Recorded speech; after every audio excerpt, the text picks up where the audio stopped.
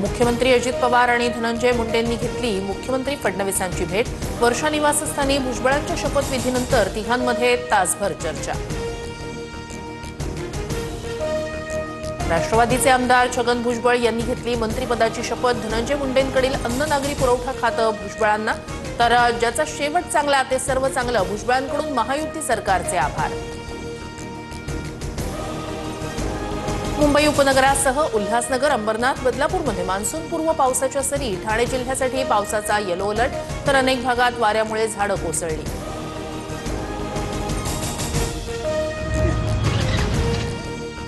राज्यभरात वादळी वाऱ्यासह पावसाची हजेरी। कोल्हापूर, पुणे, जालना, रत्नागिरीत, जळगाव, हिंगोलीला मुसळधार पावसानं झोडपलं। मान्सूनपूर्व पावसामुळे आतापर्यंत 23,331 हेक्टरवरील पिकांचं नुकसान।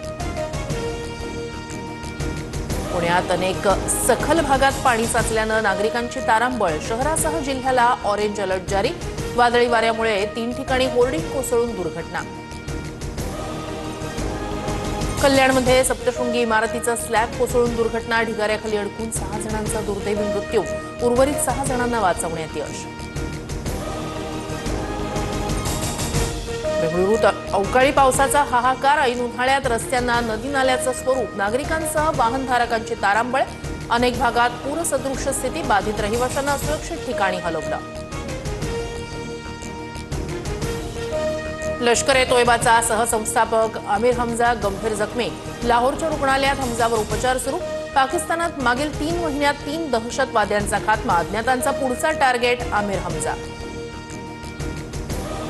पाकिस्तानातल्या 1 कोटीहून जास्त जनतेवर अन्न संकट। संयुक्त राष्ट्राचा पाकिस्तानबाबत नवीन रिपोर्ट। सिंध, बलुचिस्तान, खैबर पख्तूनख्वामध्ये अन्न संकट। महागाई आणि बेरोजगारीचाही कळस।